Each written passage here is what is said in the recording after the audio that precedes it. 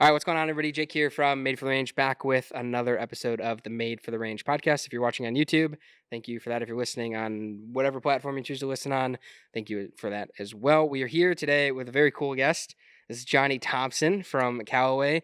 So there's two things for me that makes this cool, just so you know, is one, big thanks to Joe Toulon, which I did a podcast with a while ago. You guys saw that one, but the Callaway truck for me is like my comfort home base on tour. Like, I'm pretty sure I could go on the Callaway truck and like take a nap in the corner and people would be like, yeah, that's just like Jake, just like leave him, he's fine.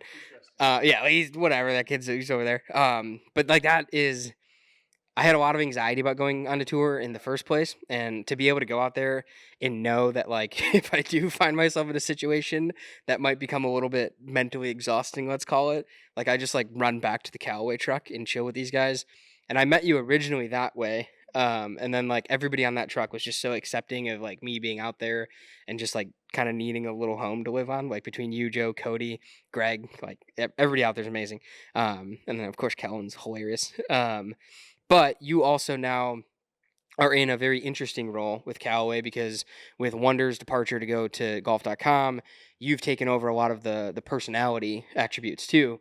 But we're going to rewind back a bunch and talk through how you got started there too. But give yourself an introduction, name, title if you want to. Whatever, however you want to introduce yourself, give people an introduction.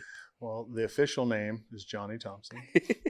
I'm now the tour content manager for Callaway Golf. Okay. It's like you said, it's a new venture. Yeah. It's been wild and fun and confusing and hard and all the things.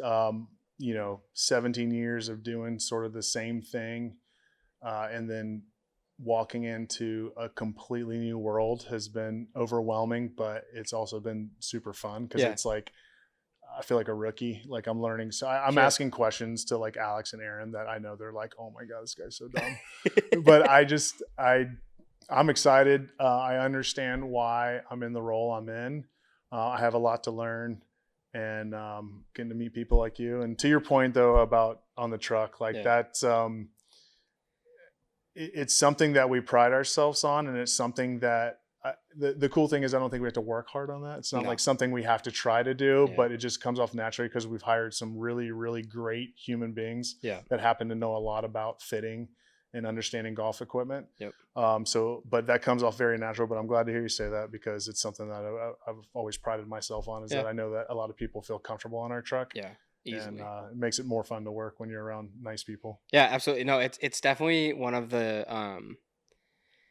it's an easier truck to get introduced to, but also just, there's, I'm not going to point out any names here, but like there's some trucks that even still, I kind of know the guys, like they at least know who I am. Mm-hmm. So it's not just a weirdo jumping on the truck, but it's still just like a little standoffish, or just a little like, you're just not sure if you're like pissing anybody off by stepping on the truck, Whereas with you guys, it's always been super accommodating and just super friendly, even to the point of, like asking to do little snippets of content, or just like being able to find the right time between players or whatever's happening at the event.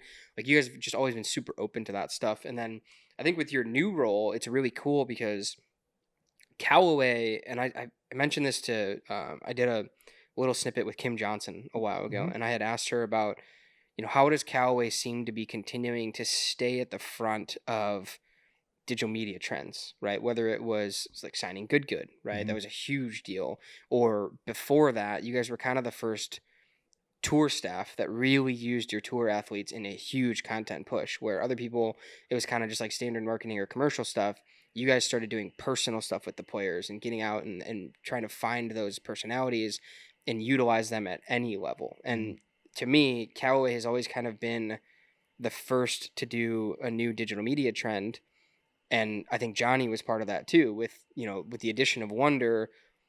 You could say that Trotty was kind of there, like roughly the same time, but Johnny really kind of made that necessity explode a little bit, where I think other brands now are like, okay, like, who's our guy now, And then, so for you to now step into that kind of role, I think it's funny because like a lot of us that are in these kind of spots, or just the people that I've met through golf, the people that I've connected with the most, every one of us is a learner. Like, we're okay with the new thing because we want to learn about it. We want to like try to figure out how to do it the best. So what has your step into this role felt like for you?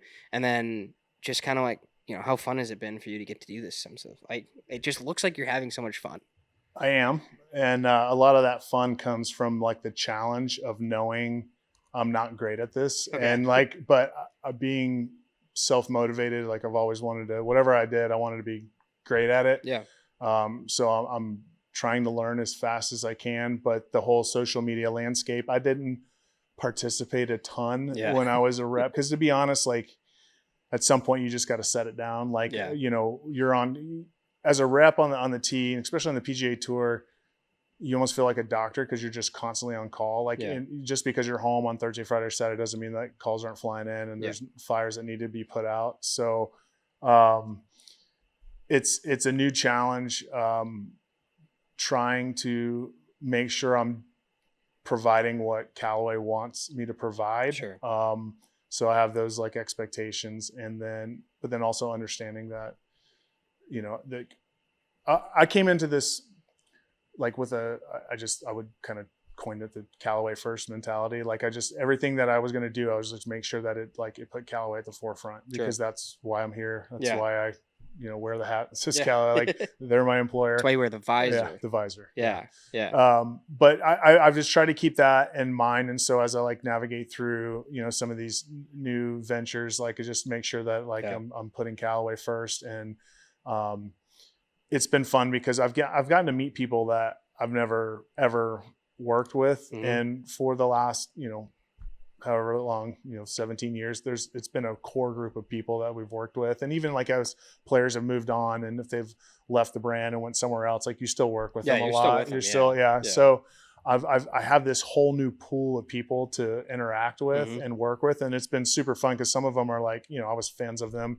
I wasn't super heavy into the social side, but you couldn't help but watch Bob Does Sports videos because they're all over the place and they're hilarious. So, meeting some of those guys and getting to interact with them has been killer. And then like the good has, and I don't want this to come off poorly, but like they've surprised me about how amazing and awesome dudes they are. Yeah. I didn't know, like I knew that they had this, 1 million plus subscribers on YouTube and there was this huge thing and kids loved them, but I didn't know a ton about them. And through getting to work with them on the equipment side, and then we've done some content video with several of them. And then I went to the Texas shootout, Dallas shootout, Texas something. Name it. Shootout. It's something shootout. Yeah. Lone Star shootout. Yeah, that sounds right. Yeah, okay. That sounds right. Yeah. I was blown away. Like I was on site. I was watching. There was 1,200 people there. We're out in the middle of nowhere, Horseshoe Bay, which is a killer place. But it's out in the middle of nowhere. Yeah. And there were so many people out there, but it was the kids, man. It was so cool to see how many kids that they're touching. Mm-hmm. And there's such positive influences, which I have kids. So, as I'm watching things, I'm like, okay, like, is this something that like I would want my kids to be good? 100%. Yeah. Like they're just great guys. They were interacting with the crowds. The ropes were set 6 feet behind the driving range and Garrett's warming up. And he's getting blasted with questions, and he'd just stop and he'd sit there and answer and talk to them like they're taught, like you and I are talking. Mm-hmm. I was thoroughly impressed with those guys and getting to know like Sean and Sharf and Brad, Big Mo. Gosh, what a cool guy he is. That part has been really cool because without moving into this new role in the marketing, like I probably wouldn't have crossed paths with those guys much. And so it's been pretty awesome. Yeah, I think it's fun to see how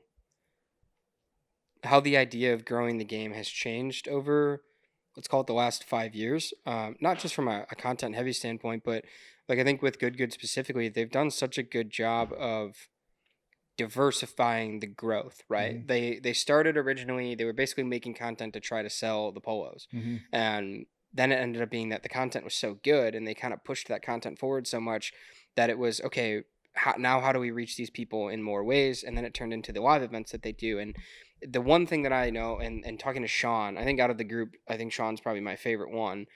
Out of the group and just talking to them, like Sean he just loves it. I mean, like they just really enjoy being able to know that everything they do can be watched by an 8-year-old kid who is going to fall in love with the game of golf because of them, right? And like and that is their whole ethos to it, right? Obviously, there's sales stuff behind it, and they want to sell more polos and they want to have more views and whatever. But like at the end of it, those guys just love golf. right? Especially a guy like Sean, like very highly skilled player in the group, loves golf and just wants to help and grow and just share the enjoyment that they have with as many people as they can. I think they've done such a good job. And that's like, to bring that back to Callaway and to what you guys are doing, to latch onto that earlier and like to sign a big group like that was a really big deal at the time. And then everybody in the industry was kind of like, how's that going to work out? Like, is this going to be a good thing or a bad thing? But now it's every brand has a group that they've signed, you know, like they were the first to do it. And it's cool that I think you have a great personality for it. I really do. Like, I think that you stepping into it, I think you also bring a different aspect to it than Wonder did, where like I watched your video with Blades Brown, for example. I think this is a really good one. And Blades was so funny because at the end of the day, you could tell that he was still a high school kid, man. Yeah. Like he was like the way he talks, the way he reacts to stuff, or when you knew that Blades didn't have like a good answer to the question you asked, the way he would try to answer the question, like it was just super high school kid, right? But like it looked just so fun, and your ability, I think, to relate that stuff is probably a little bit more conversational and casual than Wonder was able to do because his brain works so high techy, right? And you have all of that, but then I think it's a little bit more relatable and personable and like humanized, I guess you could say, with the interactions that you have, which has been super fun to watch. So did you go into this? Was this something, did Callaway seek you out for it? Did you like raise your hand and say, I think I could probably have fun doing that? Yeah. So I knew before it became public that Johnny was leaving. Yeah. Like I'd talked to him and he told me what was going on. Sure. And I'll be honest, it never crossed my mind that would Really? be something that I would want to do. But then a conversation happened. It was the week of Sony Open this year. A conversation happened, opened my eyes a little bit, started thinking about it. Had a bunch of conversations with Alex and Jacob, and I talked to Chip for a little bit about it. And I started to see sort of the vision of where they thought it could go. Yeah. Because like, to your point, Johnny is like high level tech and I want to get there. Like, this is probably sounds terrible, but like, I know how to interact with tour players and I know, because of the history I've had with them, I know how each of them, what they want to see out of equipment. Yeah. And so when we have new equipment come out, I know how to position it for them, sift through the stuff that's not going to work, offer up, the 2 or 3 options that I know have a chance of being in play. Yeah. Whereas now, like having to know the full scope from like everything. Super game improvement to a new MB iron that's coming out. So that part, what Johnny did was like amazing. Like I'm enamored about how well he was about understanding all the different facets where, I have a very unique history with these guys and understanding not just like their equipment, but like their lives, like their personalities, their moods, their swing coaches, their short game coaches, understanding their caddy and how they interact and just knowing how to kind of dance through the circles of their teams. So hoping that I can bring to the world, a little bit more in depth, kind of know where to go with them. If I want to pull something out of them, like I have a little bit of a history that I can pull back on to kind of get them to tell us more about what they're doing or what they're seeing in equipment, and hope that it's something that people want to see. Yeah. I think it's funny because like if you do something with, let's say Rom, Xander, like, Kirk, even like those kind of guys, it's so specific to them. But then that's like also why I thought that Blades video was so funny, is because I don't think Blades himself yet knows his own like tendencies and the things and like these little things that he's going to have when he's, in a couple years from now, when he's been on tour and he's been at more events. I don't think he even knows the answers for himself sometimes. So it was super cool because you could tell that like you guys were working together to kind of, and as that relationship is going to develop, it's going to be a cool thing to see like what the content with Blades looks like in 4 years from now when he has these little things that mean everything to him. It was just so funny to watch him have that video. Like he just looked like he was like, dude, we're just out here hitting balls, like we're just like, this is fun. We got cameras on, we're hitting balls. He's like, I'm going to nuke my driver real quick here for you. But it's interesting to see the dynamics between the staff that's super established and, you can give them an A-B choice and you probably already know which one they're going to choose, but you gave him the A-B choice. And then there's a guy like Bob from Bob to the Sports, who's like, show me everything. Tell me about everything. Show it all to me. Like, let's have fun with it. So I think it's cool that your job allows you to interact with all that. Are there learnings for you that make their way in from one side to the other ever and ever? Like, is there moments and interactions that you've had with like a Xander, for example, not him specifically, but just that level, or like an Akshay or something that you've brought into your conversations with like Good or Bob Does Sports? And then I think the cooler thing there would be like, has there ever been any moments with like, you know, having to explain things in a different way to like Bob that like you were like, oh, like I might actually be able to tell a tour player that thing and it might make more sense? Yeah. First question, yes. For sure, some of the things that, you know, conversation I could have had with a Xander or an Akshay or, you know, Minwoo, those can apply to some of the influencers that we're working with. Because going back to Good, I mean, Sean, Brad, they're accomplished, like great players. So their ball flights look similar to a lot of the guys I've watched play for the last 13 years on the PGA Tour. So that some of that comes into play there. Because, you know, once the ball takes off, you know, like there's parameters that you want the golf ball to be in based off the speeds and everything. So yeah, definitely they're applicable to influencers. And then on the other side, I don't know. I don't know if, I don't know if Bob is the best example for learning something from them and take into a tour player. I don't know. Maybe how to blow off a bad shot and just get over it. I don't know. Maybe not, you know, pound transfusions in between holes if you're playing bad. Don't chuck your hole in one ball into the trees. That's the group. I gotta say, like, if there was an internet personality golf group that I want to meet so bad, it's that crew. Yeah. Like it'll happen one day and I'm dying for it. Like I just want to experience Bob. Like, as weird as that sounds, like I feel like it's just you have to be smiling that whole day. Yeah. I mean, you're going to be laughing, but the cool thing is, again, I wasn't like super active in social media, but somehow one of his clips made it onto the algorithm of him catcalling guys from the ropes. And I was like obsessed with those videos. And I started following him because I was like, I just want to see more of this. I thought that was some of the funniest stuff. And I don't know if it's just the accent or whatever, but man, like some of those calls, he was at like Riviera and he was just giving it to everyone. Oh my gosh, they're so funny. Yeah, it was like, I can't remember the really good one. I think it was like Stuart Sink walked by and he was like, bad day to be a block of sunscreen. Yeah. It's just so like, good. He's got the hat going and he's like, yep, there's Stuart saying bad day to be a thing of sunscreen today. And it's just like the things he thinks of like on a whim like that. It's just so funny. And then the way the group has developed too. And again, that's a cool thing that like you said, is kind of unlocked with the job that you're in now versus what you were doing with the truck and with staff and stuff. So to hit the rewind on it, let's go back to how you started. Because I really want to get into the Odyssey story here. And that's kind of the meat of this for me right now is when you started with Callaway, what was your initial role? And then how did it develop into the start of tour presence for you, I guess? Yeah. So my first job at Callaway, after college, I tried to play professionally for like 4 years and played very mediocrely poor. And what's mediocre? I mean, like I could make cuts, you know, I was making cuts on like Hooters and stuff like that, but I never won. I never, you know, what's your current handicap? I think it's a 0, but there's some padding in there. I can't be going to member guest like plus.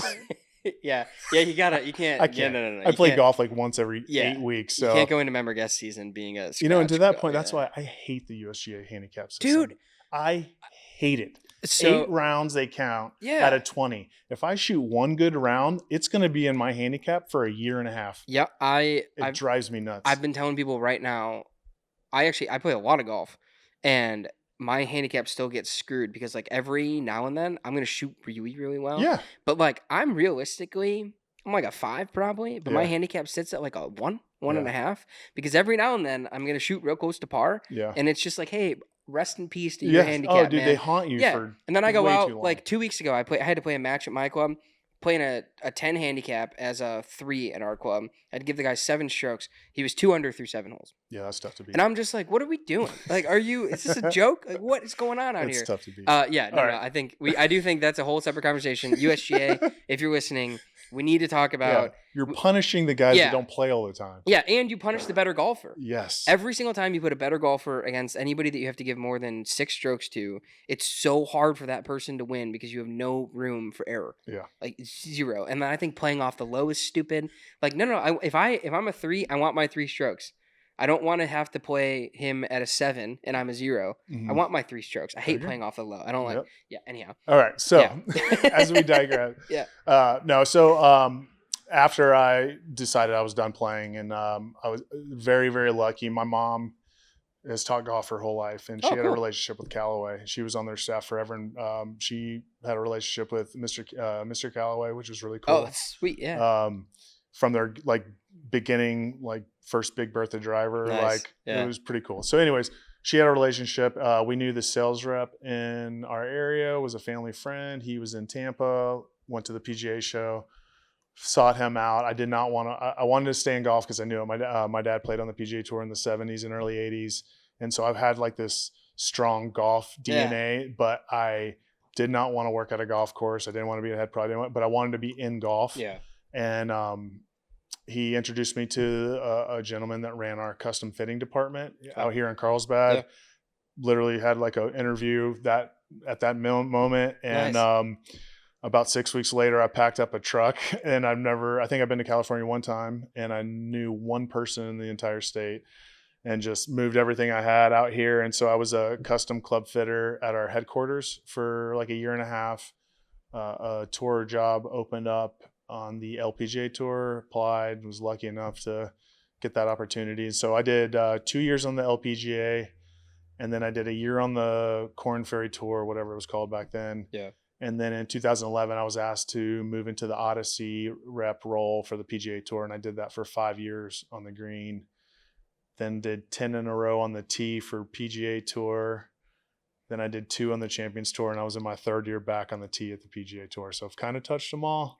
But yeah, my first intro to PGA Tour golf was as the Odyssey rep, and it was awesome because it was such a challenge.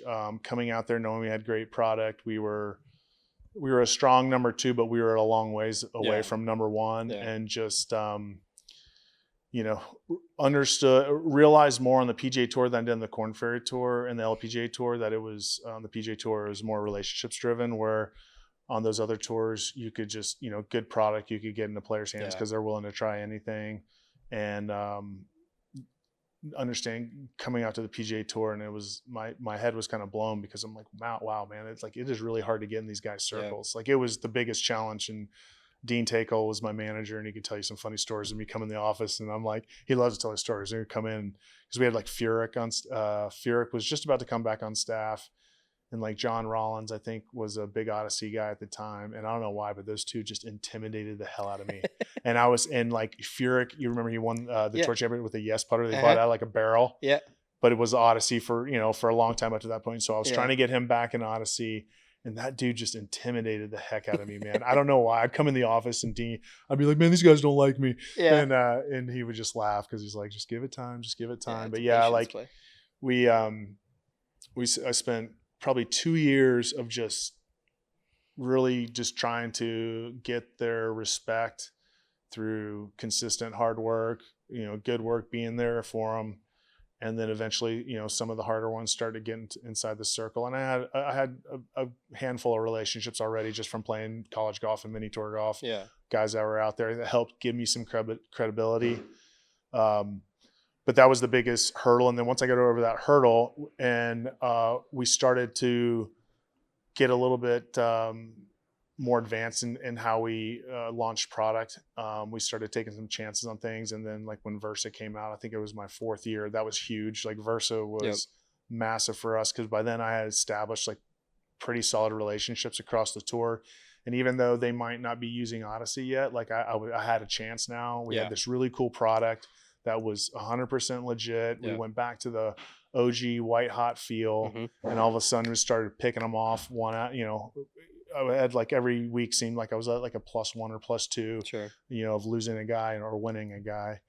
And as that 4th year went on, we started to get really close. And at the end of the 4th year, we actually won a full field count. I think it was Mayakoba,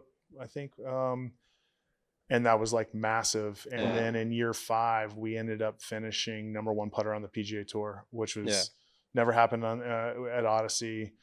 We had more putters in play on the PGA Tour than the second place finisher, and that was kind of like a big moment for me because I was like super proud because I knew because you had put so much effort it into was that. so much effort, and it was I think I was maybe just married, didn't have kids, so I poured a lot of my heart and soul into that, and I was pretty proud. It was a cool moment, and I got a really cool gold putter. That's sweet to commemorate it. Oh, that's awesome. No, it's a hell of an accomplishment, and I think the bigger compliment to that for you too is it hasn't changed, right? Like once you guys did that, it's been there now for over a decade. I mean, we've had some great reps. I mean, Joe came in and did a phenomenal job, maintained it. We've positioned ourselves now as the #1 putter on the PGA Tour, which it's a tough fight. And when you're the only guy out there, you're doing everything. You're building, you're ordering, you're fitting, you're running back and forth. And usually the trucks are not very close to a putting green. No, not at all. It's physically and mentally exhausting. And then Cody Hail is, I think, better than Joe and I could ever even try to be. Cody is special. He is special. And it's been cool to see him. Because he's crushed it. And, hopefully whoever, down the road, I think I did 5 years. I think Joe did 5. Cody's in his 3rd. So, there's it runs you pretty hard. So I don't know what the lifespan is, but it's starting to look like 5 years. Sure. But hopefully Cody stays forever because he's the greatest I've ever seen do it. Yeah, he's phenomenal. And like I said, your guys' whole tour staff is so good. The other thing with Odyssey too is how much of the fact that you guys have so much to offer plays a role in that #1 spot, because I think that is where some other companies, they've got a couple options to run through, but if that guy doesn't like those, 4 or 5 even maybe options, and it's like, well, hey, welcome to Odyssey, where we just close your eyes and think of a putter. We probably have one for you. How much of that do you think helps versus do you see trends specifically on any tour? Do you see trends of realistically there's not as many options as people might think versus the consumer that has all of this stuff that they can tinker or experiment with? Or is there a lot of hey, we have this thing, now we have this thing, now we have this thing, now we have this thing. And you guys you have a decent tradition of being able to offer legacy product pretty easily for players too, because there's some stuff, especially with the inserts, which we'll get into in a second, especially with the inserts, somebody can get so specific on which one of those inserts really jives with them that you guys kind of hold stuff around for a little bit. You got I think, what was it? Garrett was just telling me it was Minwoo one with a legacy thing. With the right, it was micro hinge on the one wide. Yeah, and that was not a current inline offering thing. But it's cool that again, I think that's a unique ability that Odyssey has compared when I'm out on tour with some of the other companies that have putters.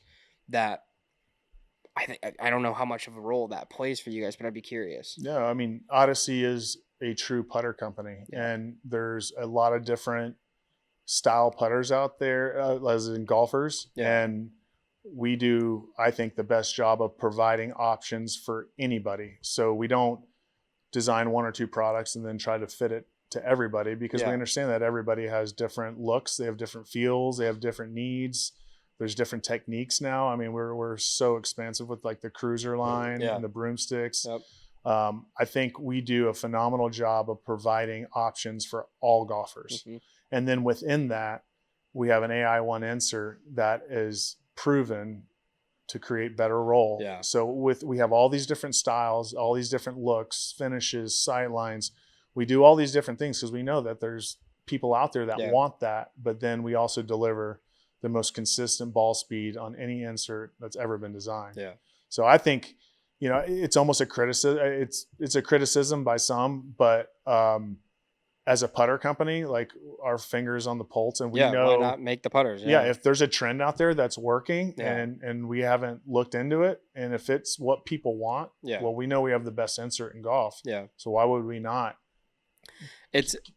I'll give it the example that everybody has right now. So the Max, I have the Max Stripe, but the Max Stripe versus the Lab DF3, right? There's a lot of talk of how similar the putters are, and I just kept saying to people, I'm like, look, if you have this giant community of people that have fallen in love with the feel of a specific technology from company B, and company A is doing a really cool thing, but company B community doesn't want to leave the feel that they have, like that's what's going to happen. Like that's just life. Yeah. That's every consumer product that is made, not just golf, like every consumer product that is made, that's literally how it works, is like you want to give your community the thing that they've always loved and admired and appreciated about it in whatever the cool new sauce is for whatever, right? And like that one happened to be, you know, we talked before, we don't have to get into it, we talked before about the the army of people on that side that get frustrating. But you look around and like there's more than one answer to that. As we sit here and like we have all these putters with us, there's more than one example of that from you guys, from other guys, from like that's just, it's an industry thing. And I also think, just to harp on that for 1 second, people also don't realize that the same thing happened with Jailbird when it was Ricky Wyndham Keegan in 3 weeks. Everybody came out with a cruiser style big mallet thing, and like, but nobody was like, everybody's copying and cheating and blah, blah. Like, you know, it was funny to me. But I do want to talk about that too, because that was a funny little moment in golf history, that freaking Jailbird, man. Like that 3-win back to back, and then I remember I was at the Rocket Mortgage that year, which was like the 4th week, so the 3 wins had already happened. And there was 2 funny things that happened. One, the truck was out of jailbirds. There was no jailbirds on the truck, and Joe was freaking out. And then 2, I was the only person on property that week that had 3.0 17s, and I brought like 6 of them, and I was like walking around there like a freaking king, man, because like a couple of the trucks were like, dude, you have those grips? I was like, yeah, I got some. Yeah, I was like, I got some. Yeah, what you need? Yeah. Payment. I did bribe Joe with a couple of those for sure. But yeah, like, so just that whole concept in general, talking about the development of putters based on trends, or just based on the fact that like your guys' tech is so good and it's so loved that developing that tech into stuff that you're seeing in trends, how does that work internally? But then also, how does that work with you now in the way of like talking to more consumer level people like about the sports versus like the tour staff, and to just call a spade, the idea of a tour player leaving an Odyssey product for something that you could just put Odyssey tech in, I think is a bigger deal than people realize. Like I think that's something that people don't give enough credit to. Yeah, well, I think the core of our mission is to create better rolling golf balls on a green. Yeah. So the insert plays a huge part in that. So we developed an insert. Now you got to build something around that insert. Sure. So if you're not paying attention to what's hot, and keeping that there so that when people want what they see on TV, like it'd be ignorant to do that. It'd be silly, we have the abilities to make all kinds of different putters. We've done that in the past. I mean, 2-ball going to number 7, saber tooth. We've had some pretty unique things that have done really, really well and sold really, really well. And there's iconic moments with those. I mean, think about like Rocco at the US Open with the saber tooth. I mean, there's always these moments, but when it comes to tour players, our goal is to never say no. Like, I can't make that. And going back, 10, 15 years when I started at the role, there was a lot of no's. But there was a vision too that, at my time, my manager and our vice president of sports marketing saw, is that, hey, like, we can be better, but we have to do things a little different. Like, and so, perfect example, I used to get heads in that all the sight lines were milled in, and that was it. You didn't have blank. We didn't have blank heads. You didn't have the option of this putter had a back line. Could we do it in a top line? Now you could go in and weld it out, but now you're talking about a pretty complex, situation, and it's a big turnaround time. A couple of years later, we started ordering heads at no sight line, so we could do custom. Okay, that sped things up. Oh, and all of a sudden, more putters started going in play.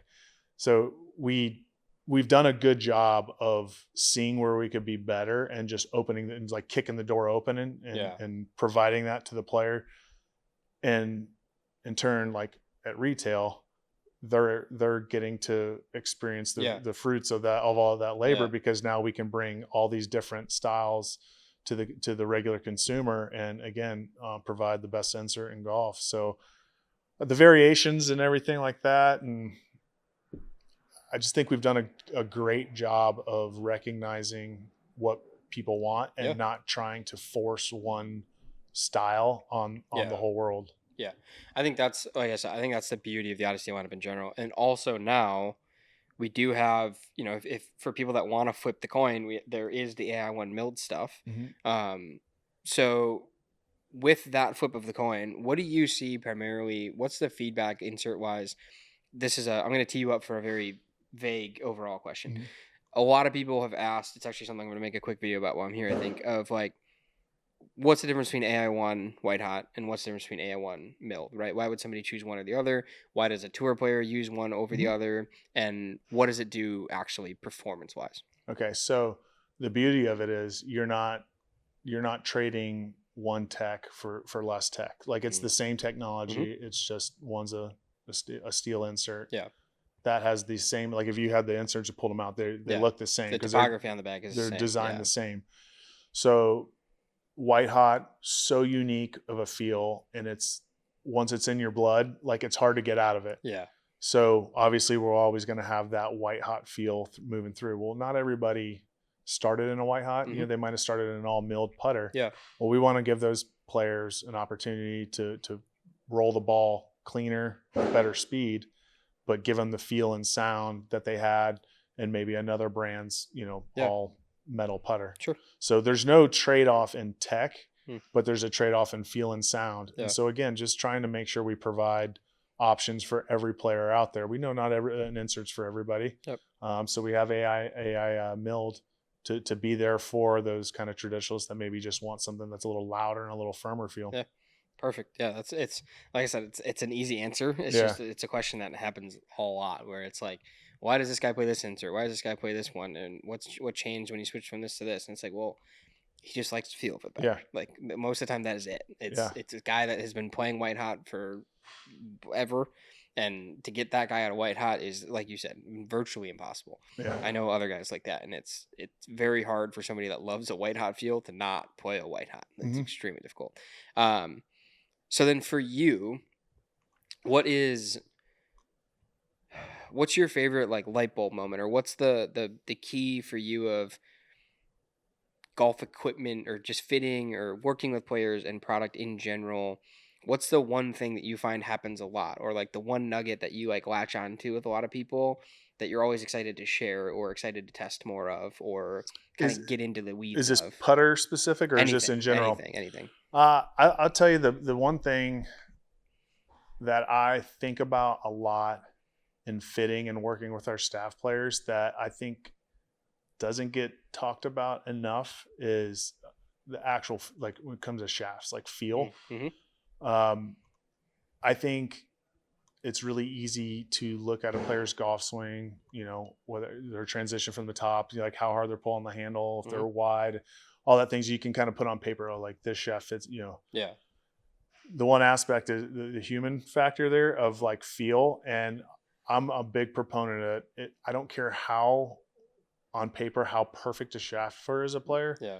If it doesn't feel good, when it comes down to the back nine of a tournament, they're trying to win. If something doesn't feel good, even though they tell you like it's the perfect fit based on your delivery, maybe even it produces the most perfect launch and spin. But if it doesn't feel good, and all of a sudden you start to want to drop the flight on a driver, there's trouble on the left, and you want to kind of hedge off of the trouble, or crosswinds, and you're starting to work about. Feel is massive. So I'm a big proponent of it when you're going through a test. Talking to a player and how does it feel, and I'll make them hit different shots immediately. Like, can you feel the head enough to where if you want to draw, or if you want to cut it, if you want to send it up in the sky, you want to hit one head high, like I want to see that happen quick. Because the one thing that I can't stand is when you hit on monitor, everything's perfect, boom, it's perfect. They go out there and they're like, I don't know, they play 9 holes with it, they're like, I don't know, like 9 times out of 10 is because it didn't have a good feel for them, and they didn't have good face awareness, even though that, when they centered it on the range, when there's like not a lot of pressure, like it produces perfect ball flights. So that's the one thing with me that I'm always like paying deep attention to. Is it would usually be one of the first couple questions I'll ask you in a fitting is, does it feel good? Yeah. And if they say, nah, not really, like if it feels kind of funky or Yeah. too stiff in the hands, I just know that as time goes on, like that's going to Yeah. be a problem. So let's just nip it in the bud and, you know, find something that has good feel and Sure. then also fits their launch dynamics, but then also can move it around. Okay. And then kind of along the same lines of that. So one of my favorite things to do is when I get to work with people, like this happens a lot with the guys at the club, because it started to like being, I don't exactly just like show up to my golf club and telling everybody what I do, you know? Yeah. But some people have started to figure out, or like they'll see a video pop up through the algorithm and they'll ask me questions, and a lot of them are golf ball related stuff. But there's really fun like light bulb moments for people that aren't gear people. They have no idea. They've never touched their gear. They've never had a fitting. They just went and bought clubs that they thought would work off the shelf. And then over the years, they kind of like, that's just what they use, you know? Mm-hmm. But there's all these little like fun light bulb moments of like, oh, like, Jake, you told me to switch golf balls. And he's like, I've never had more control over a golf ball in my life. Like, thanks, blah, blah, blah. So you getting to work with, I would say, not gear-centric creators like a Bob Does Sports. I know you haven't had a ton of time with them, but like, even just in a normal consumer basis too, have there ever been any really fun light bulb moments like that where something that you and I would find so basic, but it just unlocked a world for somebody who just didn't know better, right? Yeah, I think a lot of times it happens with drivers because of, again, everyday golfers like swing tendencies. And you can play with loft and face angle to trick people into doing things differently. Yeah. And actually fix their golf swing. And so I've had some moments like that with the boys at home where like, you know, they might play a 10-5 at like opened up or something, and I'll give them like an 8-5 at like +2. Yeah.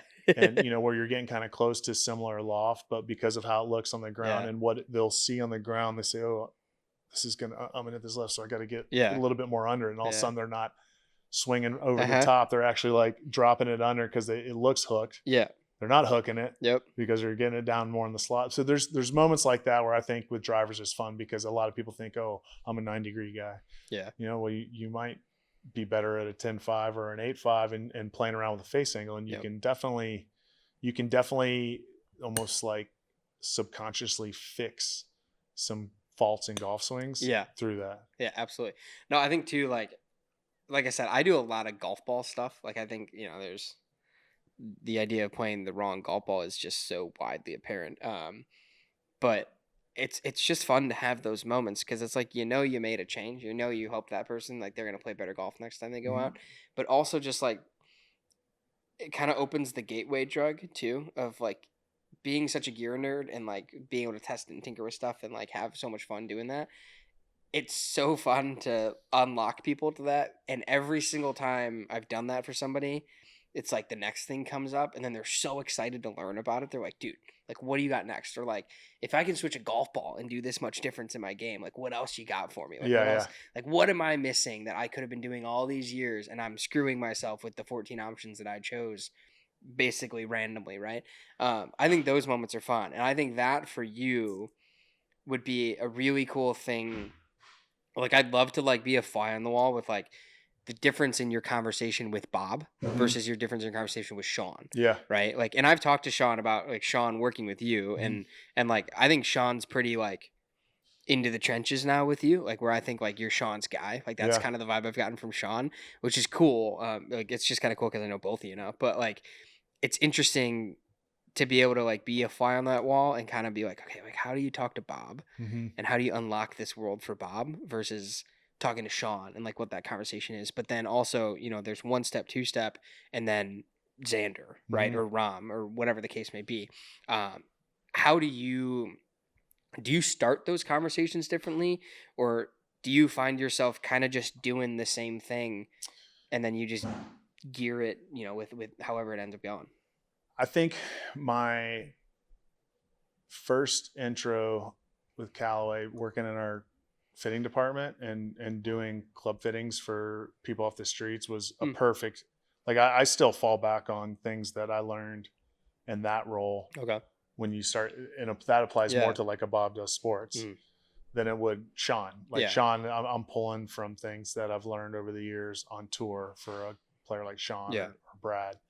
But getting to see talk about being in the trenches, doing 4 or 5 fits a day with some of the worst golfers you've ever seen. Oh, yeah. You pick up on some things that, you realize like you can do to help people like really make massive gains, like massive improvements. Like, and a lot of times it's combo of fitting in a little bit of golf swing stuff. Sure. But yeah, I've probably lean more on that for the Bob Does Sports guys. But, I've always wondered, like, what if we helped them so much and they got really good at golf? Would they be as fun to watch? Yeah, that would be the thing, right? Like if there wasn't, I don't think we want them to get too good. right? Like if there wasn't Joey D Meltdowns on course, like we wouldn't have all these amazing clips of him chucking clubs and all this stuff that happens. It's like so fun. It's so interesting, like how that's all evolved and like gone through, but it's just fun to watch, like, and like you said, it's funny though, because there's a lot of the comments. I think poor Trent from Barstool gets the most comments of like, you work in golf, you have the best, and Joey gets them all the time.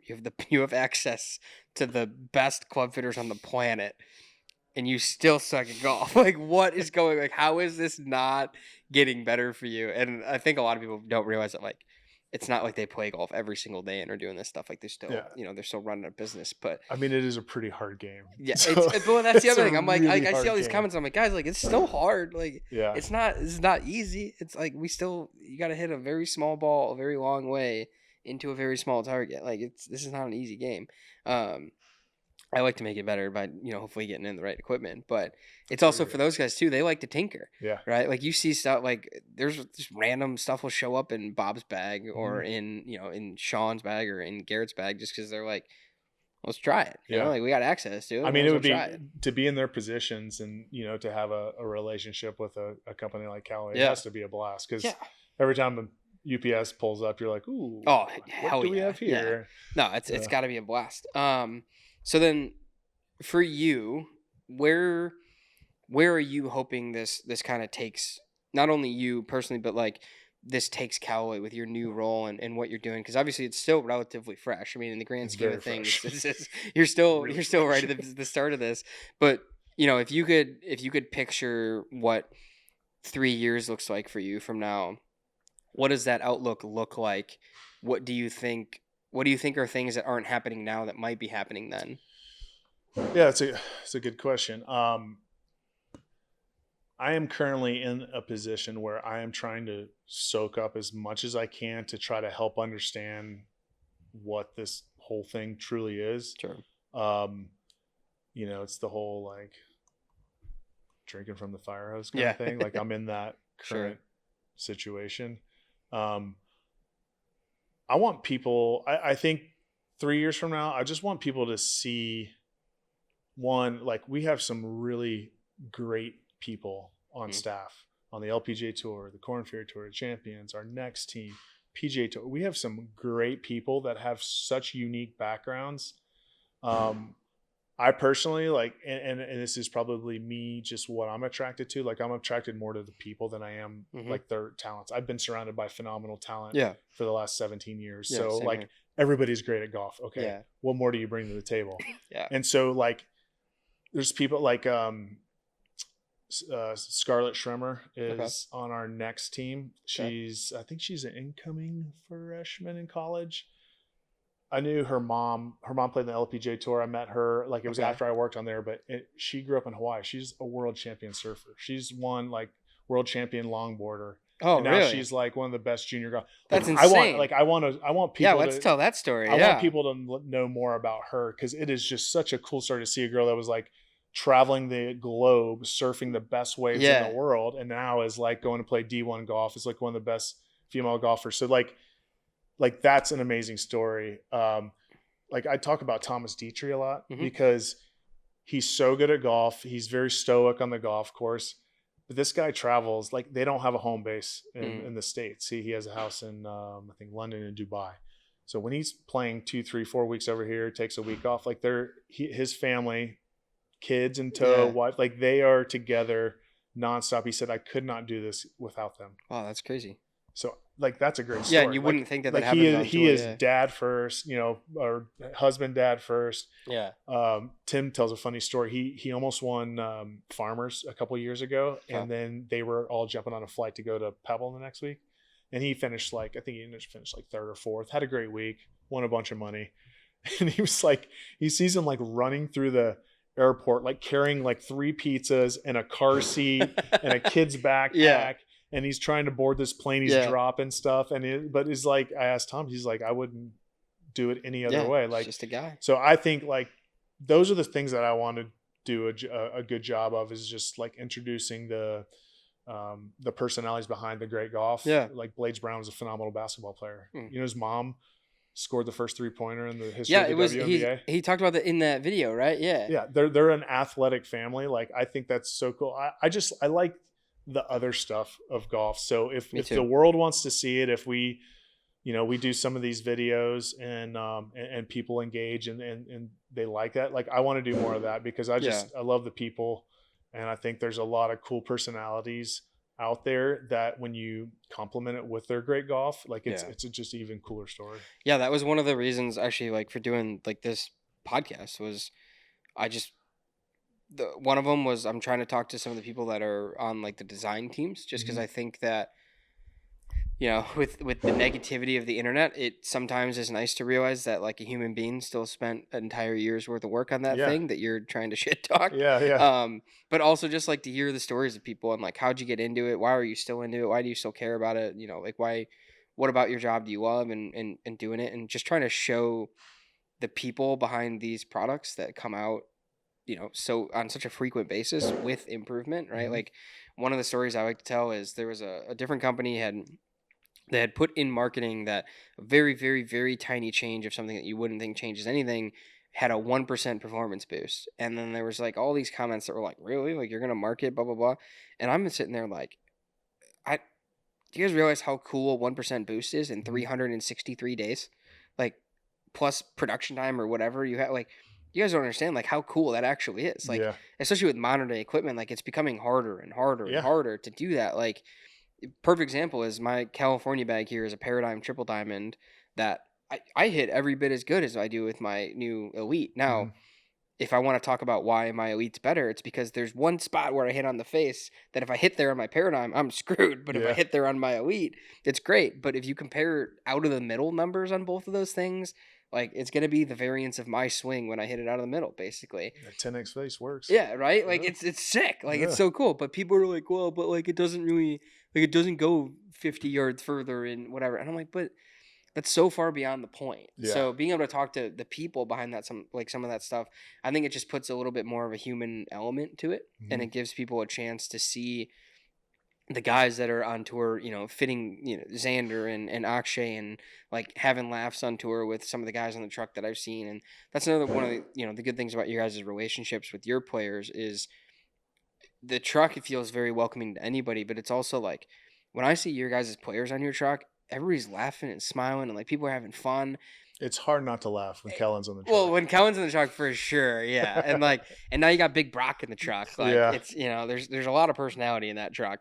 But it's like, it's just a fun atmosphere, and I just want, I want people to see the people. Very similar to what you're saying. So it's really cool that that's kind of the direction you can hope you can lean this into.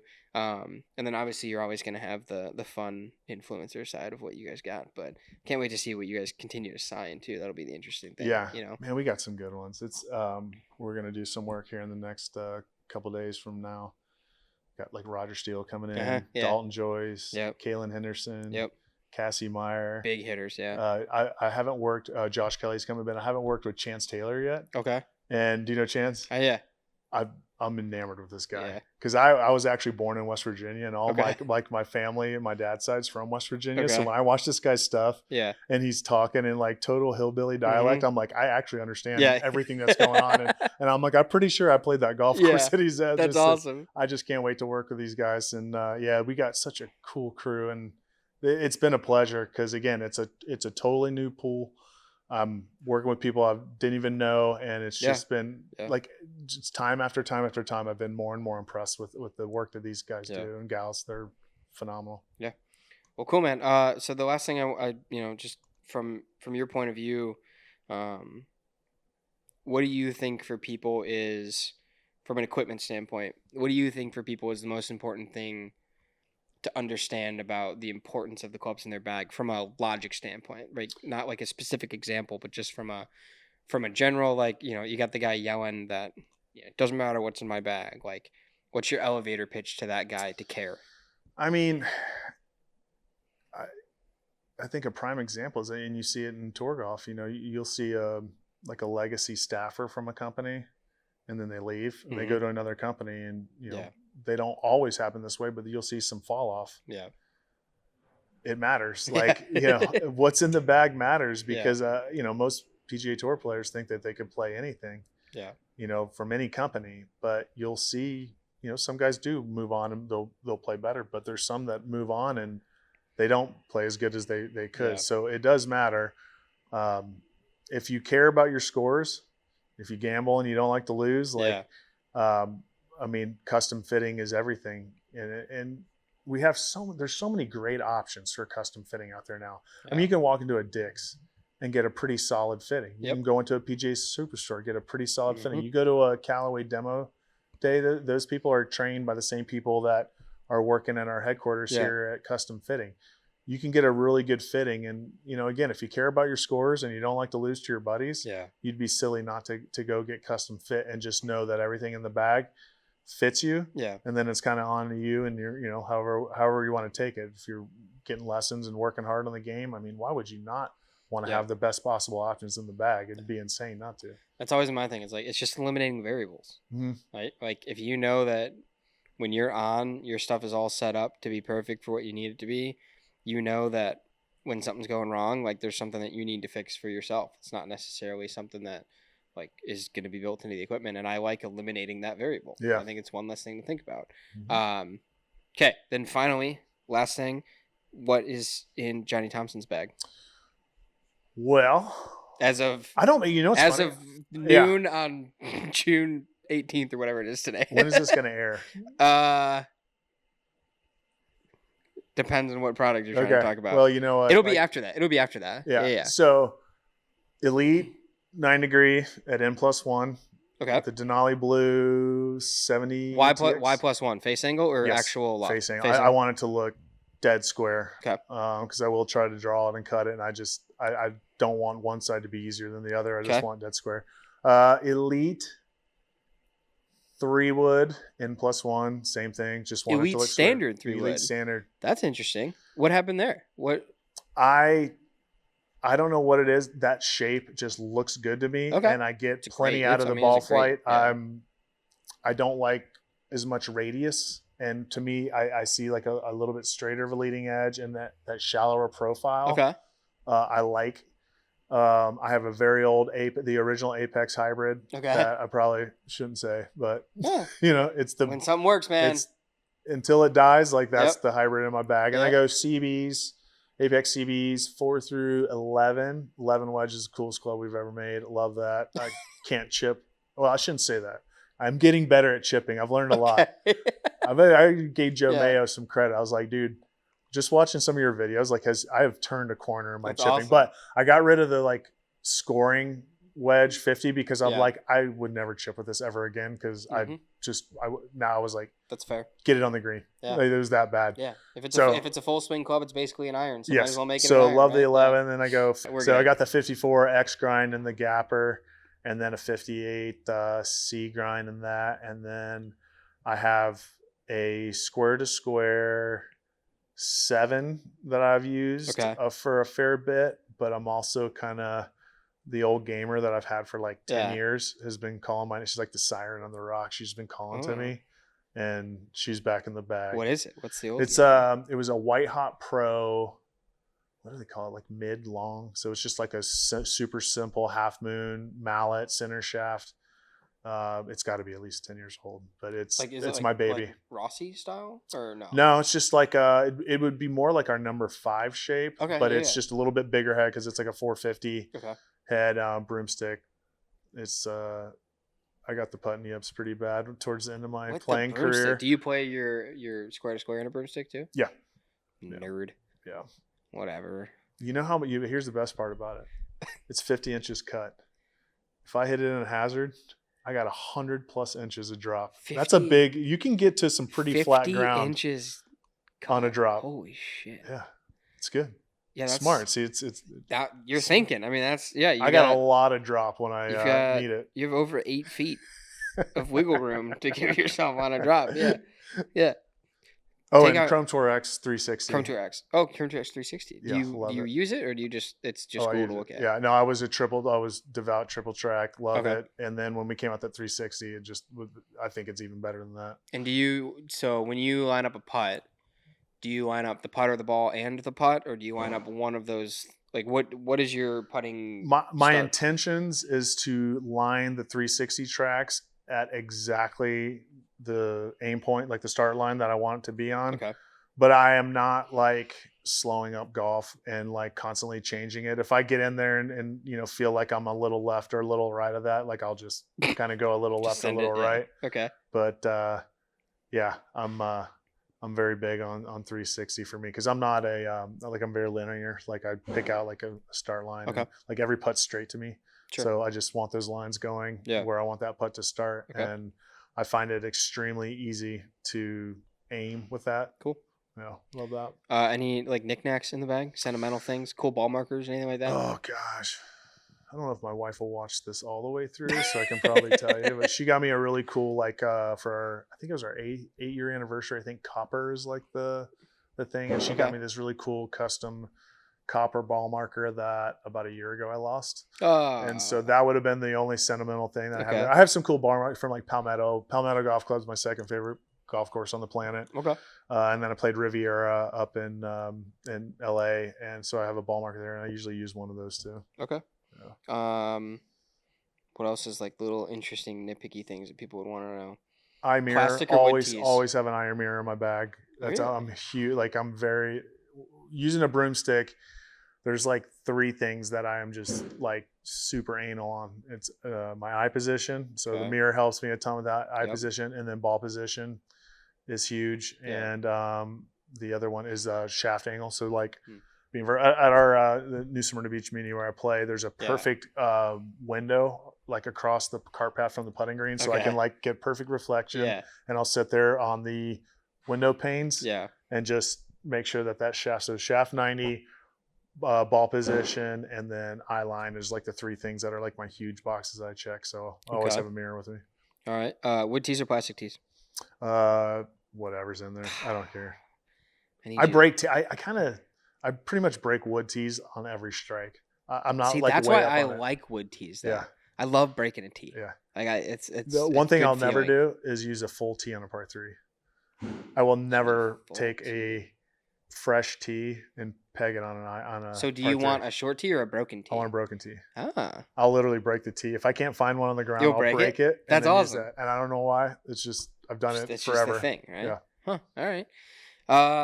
Well, cool, man. Any final thoughts? Anything else you want to throw out there for the world? No, I appreciate you, man. I've we've met probably about a year ago, right? Was it? Yeah, probably a little bit. Yeah, maybe a year, just a little bit over. Been following, and got a chance to do something at Bay Hill this year with the mini driver, and just I've enjoyed everything you've done. I think you give a very unbiased look into everybody, not just Callaway, but everybody, and I think you just keep doing what you're doing because it's fun to watch. Yeah, perfect. We're gonna eat some food, and then I think we're gonna go do a bunch of videos actually. Let's do it. All right, let's do it. Well, thanks again, man. Appreciate it. Everybody, thanks for watching. Thanks for listening. Thanks for the things.